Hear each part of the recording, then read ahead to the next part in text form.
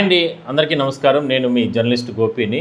మోందా తుఫానుకు సంబంధించి ఒక లేటెస్ట్ అప్డేటు మీకు నేను చెప్తాను.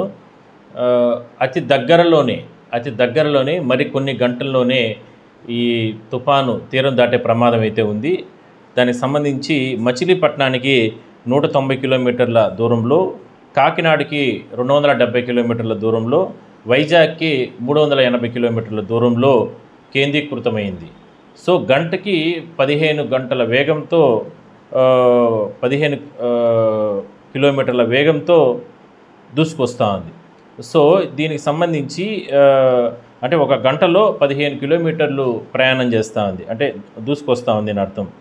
అందువల్ల చాలా దగ్గరగా వచ్చింది కాబట్టి మరికొన్ని గంటల్లోనే ఇది తీరం దాటుతుంది కాబట్టి ఆ సందర్భంలో పెద్ద ఎత్తున సమస్యలు అనేది ఏర్పడతాయి. అప్పుడే ఎక్కువగా ఎఫెక్ట్ అనేది ఉంటుంది. ఆల్రెడీ కంప్లీట్గా అన్ని జిల్లాల్లో కూడా ఆ ప్రభావం, ముఖ్యంగా ఈ 3 ప్రాంతాలు చుట్టూ ఉన్నటువంటి జిల్లాలన్నీ కూడా, ప్రాంతాలు, గ్రామాలు, పల్లెలు, అన్నీ కూడా కంప్లీట్గా విపరీతంగా భారీ వర్షాలు కురుస్తున్నాయి. అందువల్ల పోర్టులో ఇప్పటికే దీనికి సంబంధించిన పోర్టులో, కాకినాడ పోర్టు కానీ ఇట్లా కొన్ని ఈ పోర్టుల్లో అంతా కూడా ప్రమాద హెచ్చరిక కూడా జారీ చేయడం జరిగింది. సో ప్రభుత్వం అప్రమత్తంగా ఉంది. ఇవాళ ఉదయం 6 గంటల నుంచి కూడా ముఖ్యమంత్రి గారు ఎప్పటికప్పుడు దీనిపైన సమీక్ష నిర్వహిస్తున్నారు. డిప్యూటీ సీఎం పవన్ కళ్యాణ్ గారు కానీ, అదేవిధంగానే మిగిలినటువంటి మంత్రులంతా కూడా, హోంమంత్రి గారు, వీరందరూ కూడా ఎప్పటికప్పుడు పరిస్థితులను సమీక్ష చేస్తున్నారు. జిల్లాల వారీగా టోల్ ఫ్రీ నెంబర్లు ఏర్పాటు చేయడం జరిగింది. మొత్తం మీద అందరూ కూడా సహకరిస్తే ఈ మోందా తుఫానుకు సంబంధించి సక్సెస్ఫుల్గా మనం ఎటువంటి ప్రాణ ఆస్తి నష్టాలు కూడా లేకుండా మనం సక్సెస్ఫుల్గా కంప్లీట్ చేయొచ్చు. ఎందుకంటే చాలా ఇబ్బందులు ఉన్న దృష్టిలో పెట్టుకొని ఈ రకంగా అధికారులు చెప్తున్నారు. సో మొత్తం మీద మరికొన్ని గంటల్లోనే ఈ మోందా తుఫానుకు సంబంధించి తీరం దాటే ప్రమాదం ఉన్న నేపథ్యంలో చాలా జాగ్రత్తగా ఉండాల్సిన అవసరం అయితే ఉంది. అత్యవసరం అయితే తప్ప ఇళ్ల నుంచి బయటికి వెళ్ళండి, మళ్ళీ తొందరగా ఇళ్ళకి చేరుకోండి.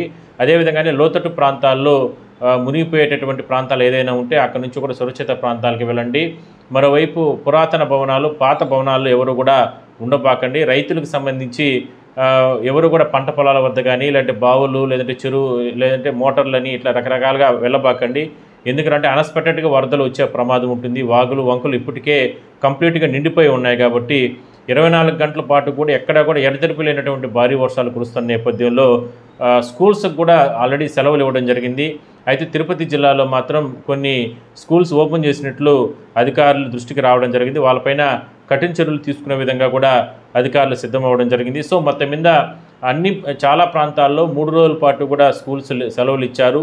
ఎవరు కూడా విద్యార్థులు ఇంటి దగ్గరే పెట్టుకునే తల్లిదండ్రులు కూడా కాకినాడ జిల్లాలో అయితే 5 రోజులు ఇచ్చారు. ఎందుకంటే ఇది చాలా ఎఫెక్టెడ్ ప్రాంతాలు. అలాంటి ప్రాంతాల్లో 5 రోజులు ఈ ప్రభావం ఎక్కువగా ఉంటుందనే ఉద్దేశంతోనే ఈ రకంగా అధికారులు నిర్ణయం తీసుకోవడం జరిగింది. సో మొత్తం మీద మరికొన్ని గంటల్లోనే, బహుశా ఇవాళ మధ్యాహ్నం తర్వాత సాయంత్రం 4-5 గంటల సమయంలో ఇది తీరం దాటే అవకాశం అయితే ఉంటుంది. అంటే ఇవాళ ఉదయంకి తీరం దాటుతుంది అనుకున్నప్పటికీ కూడా వాతావరణంలో మార్పుల్లో భాగంగా కాస్త సమయం లేట్ అవుతుంది. ఖచ్చితంగా మాత్రం ఈ 3 ప్రాంతాల్లో తీరం దాటుతుంది కాబట్టి ఖచ్చితంగా ఆ సందర్భంగా ఇప్పటికే సముద్రం అల్లకల్లోలంగా ఉంది. అందువల్లనే మత్స్యకారులు కానీ వీళ్ళెవరూ కూడా వేటకు వెళ్ళొద్దన్నట్టు కూడా ఆదేశాలు ఇవ్వడం జరిగింది.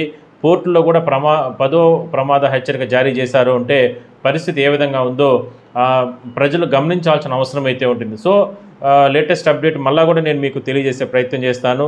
సో మొత్తం మీద ఇవాళ సాయంత్రం నుంచి అత్యంత భారీ వర్షాలు ఉండబోతూ ఉన్నాయి. కొన్ని ప్రాంతాల్లో చెదురుముదురు వర్షాలు కంటిన్యూగా వస్తాయి. కొన్ని ప్రాంతాల్లో మాత్రం అతి భారీ వర్షాలు కురుస్తాయి. దాని ప్రభావంతో దిగువ ప్రాంతాల్లో అన్ఎక్స్పెక్టెడ్గా భారీ వరదలు వచ్చే అవకాశం అయితే ఉంటుంది. మరోవైపు గంటకి ఈ వర్షం, అంటే ఈ ఈదురుగాలు కూడా 80 నుంచి 90 కిలోమీటర్ల వేగంతో కొన్ని చోట్ల ఈదురుగాలు వీస్తూ ఉన్నాయి. మరికొన్ని చోట్ల 100 నుంచి 110 కిలోమీటర్ల వేగంతో ఈదురుగాలు వీస్తున్న కారణంగా విద్యుత్ కూడా కొన్ని చోట్ల స్తంభాలు నేల కొరిగి, చెట్లు విరిగిపడి ఇట్లా రకరకాల ఇబ్బందులు వస్తాయి.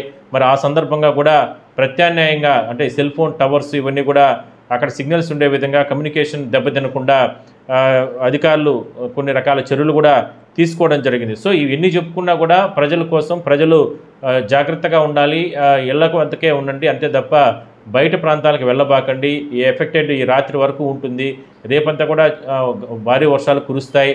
కానీ తీరం దాటే సందర్భంలో మాత్రం అత్యంత పెనుగాలులు, అత్యంత భారీ వర్షాలు ఉంటాయి కాబట్టి జాగ్రత్తగా ఉండాల్సిన అవసరం ఉందంటూ కూడా ప్రభుత్వాధినేత, మంత్రులు అందరూ కూడా హెచ్చరికలు జారీ చేస్తున్నారు. కాస్త ఈ ఒక్కరోజు ఓపిక పట్టండి, చూద్దాం. మరి మరో గంటన్నరలో మళ్ళీ కూడా నేను మీకు అప్డేట్ ఇచ్చే ప్రయత్నం చేస్తాను.